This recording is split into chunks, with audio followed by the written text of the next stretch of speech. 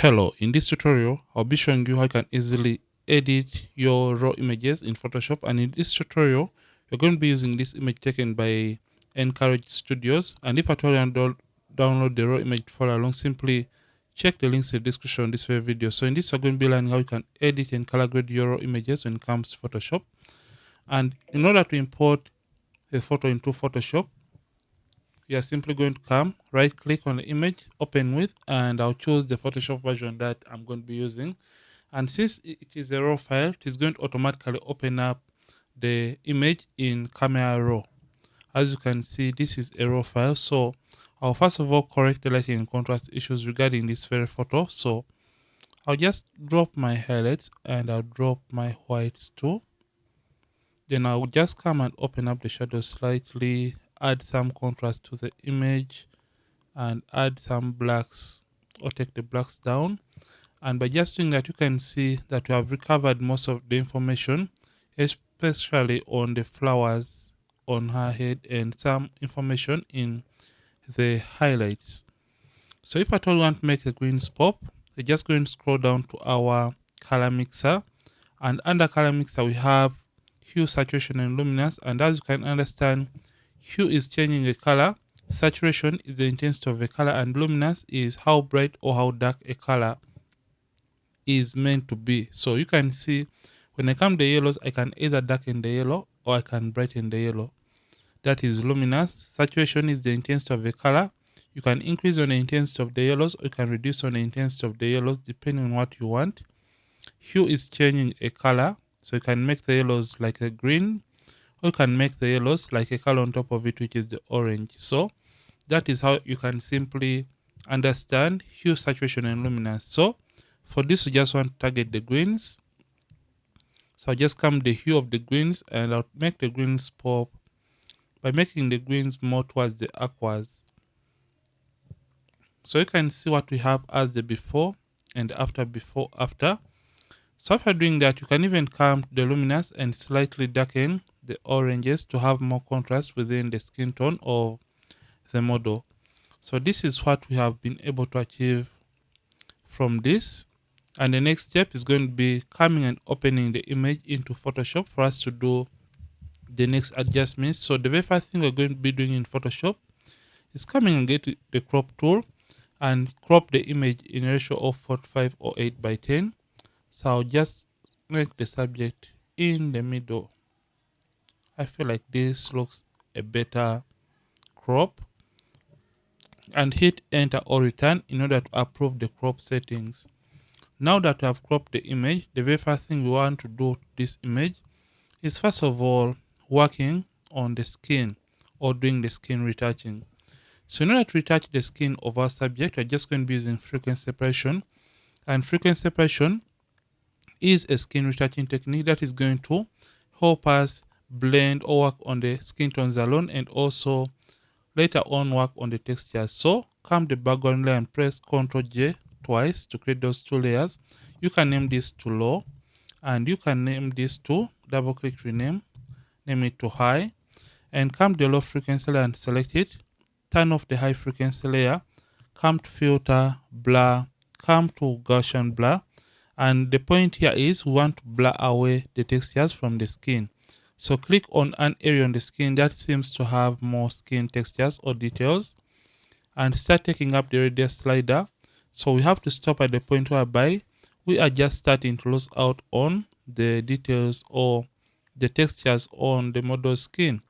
So I'll just move this and stop at about 5. That is when I'm just starting to lose out on the details on the skin.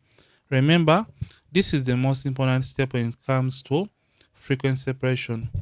So I'll just come and click OK. I'll come the high frequency layer, select and activate it once again. Come to image, apply image. Under layer, select the low frequency layer. The channel has to be RGB. Blending has to be add. The reason for selecting add is because we are editing a 16-bit image.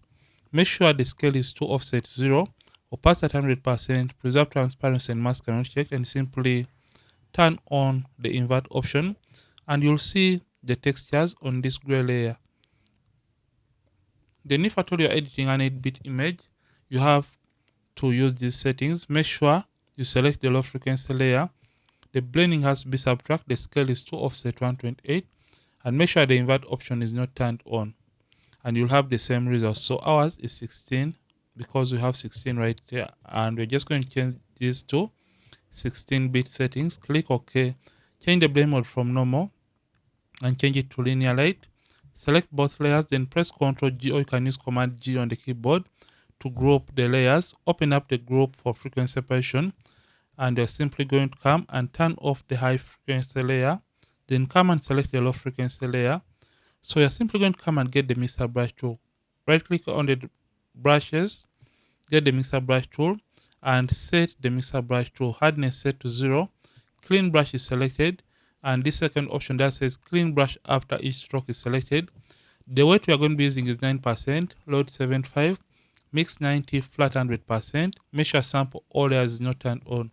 So just want to smoothen the skin by blending the skin tones of our model's face or skin. So reduce on the size of the brush by using the bracket keys on the keyboard. And to blend, you simply left click and hold down, and you drag to mix a given color on the skin of the model so that you can create that nice and smooth blend on the model's skin. So I'll just be doing this for her skin just like that.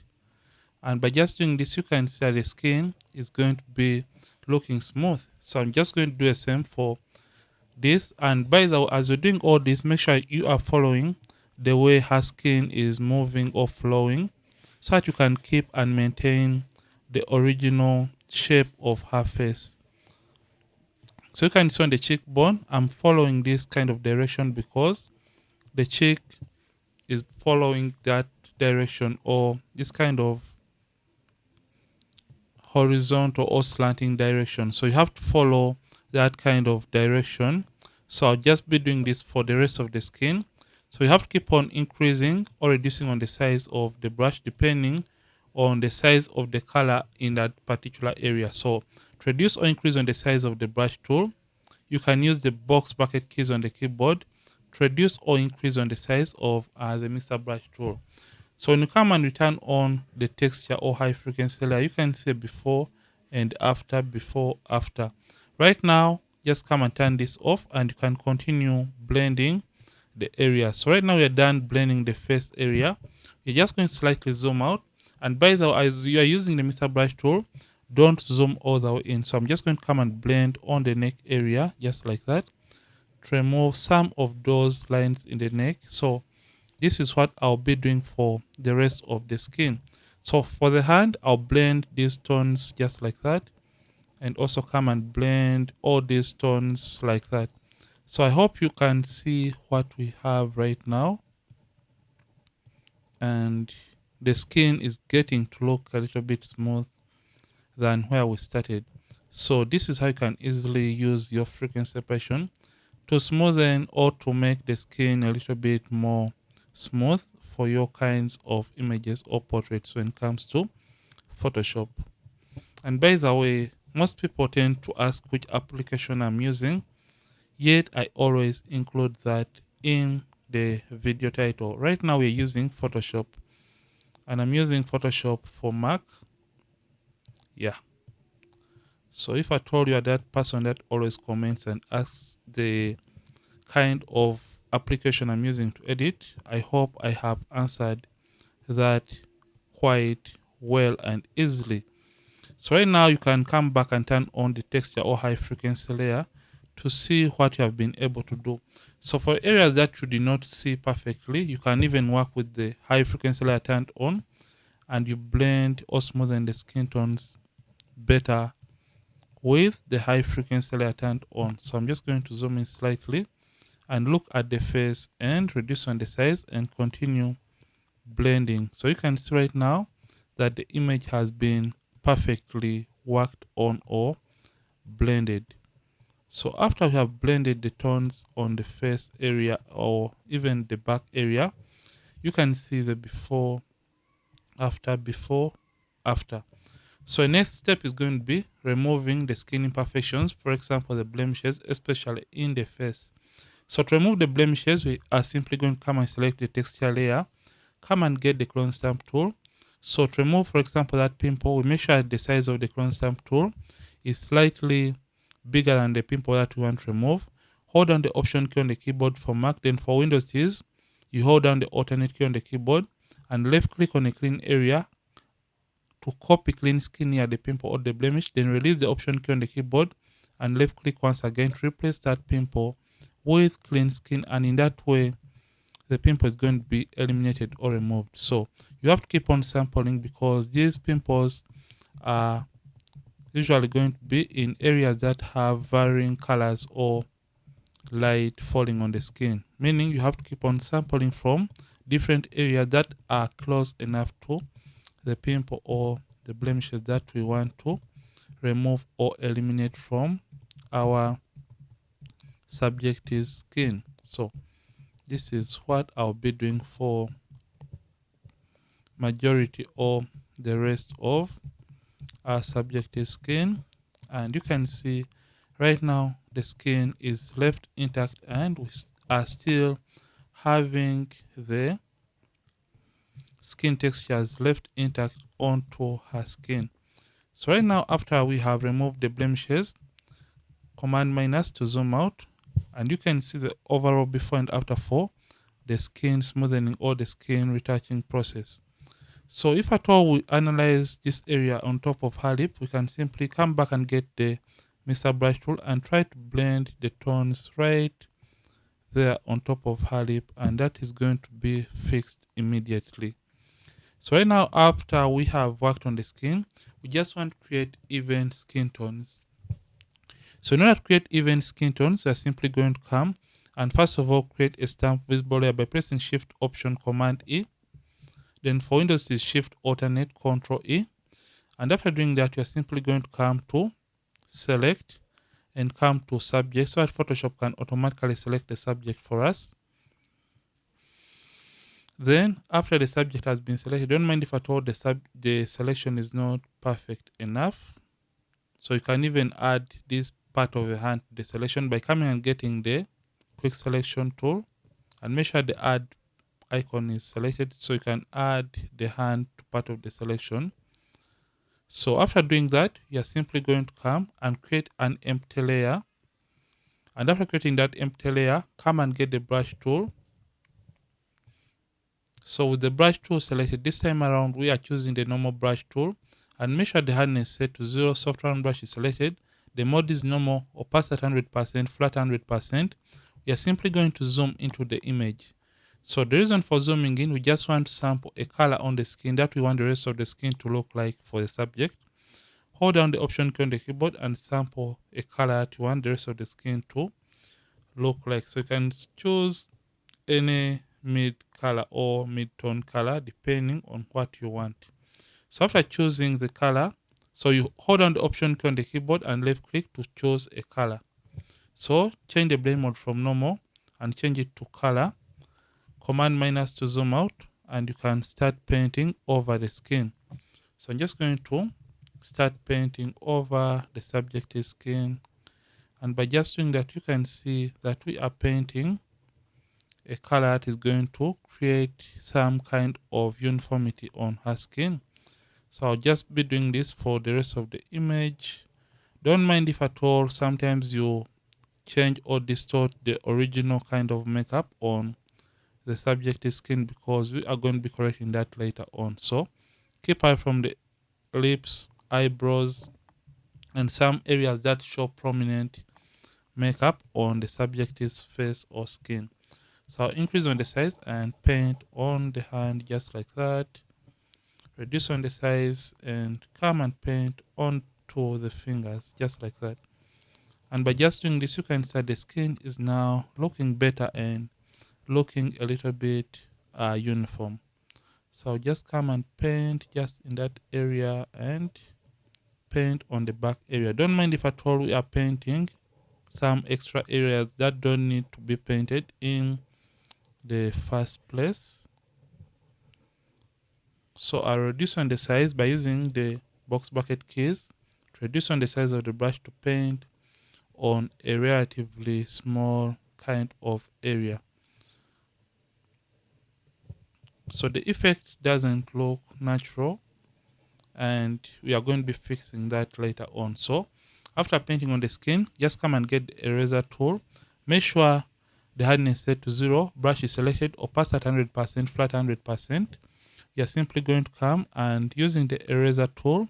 Remember, we are still selected on the empty layer that we initially created previously. So I'll just paint on her outfit to kind of erase the effect from affecting her outfit and some parts of the ring. So in order to erase some areas, for example, this makeup on her cheekbone, we can simply come and get a very low kind of opacity and just reveal the initial makeup on her cheekbone. So I'm just going to do that slightly. So after doing that, you can now come to the opacity and reduce on the opacity so that the effect can look better and a little bit more realistic. Command minus. Now that the skin is now looking better and it is now looking uniform, this is what we're going to be doing next. So after doing that, I'm just going to increase this slightly to around 68. You're just going to press Ctrl D, or you can use Command D on the keyboard to deactivate the active selection. And we are just going to enhance this very image by adding a little bit of glow or shine to the skin. So just come and create a curves adjustment layer and drag this until when you feel like the highlights on the skin are looking better or popping. So I'm just going to do this up to around there. Then double click on this curves layer and drag this underlying layer. Make sure gray is selected. So you left click and drag until when you feel like the highlights on the skin are the only areas that are being affected. So I feel like this is close to okay. Hold on the option key on the keyboard or the alternate for Windows and split this so that the effect can blend well or better into the skin. Click OK, select the layer mask and press Ctrl I, or you can use Command I. Come and get the brush tool. Make sure white is the foreground color, and if at all you have any other color, you can simply press D on the keyboard. So with white as the foreground color, you can now increase on the size of the brush and paint on the highlights of the image to create this kind of beautiful glow or shine onto the model's skin. So you can see before, after, before, after. So when you find that the effect is a little bit too much for your liking, you can simply come and reduce on the opacity so that the effect can look a little bit natural. So when you find that the skin is a little bit too yellow for your liking, come and create a hue and saturation adjustment layer. Then select reds and come to lightness and take the lightness slider a little bit down to reduce on the reds on the skin. So one other step for the color grading, we're going to create a selective color adjustment layer, and first of all target the blacks. So for the blacks, you're simply going to come and increase on the cyans to around 8, and we can as well come to the blacks and just take up the black slide a little bit high. So you can see before and after for just doing that, and we have created that kind of cinematic blacks to this very photo. So we have done all this, and the last step for this is simply whitening the eyes. So just come and create a hue and saturation adjustment layer. With master selected, just come the saturation and take the saturation all the way down to around negative 79. Command I. So press Ctrl I, or you can use Command I to invert.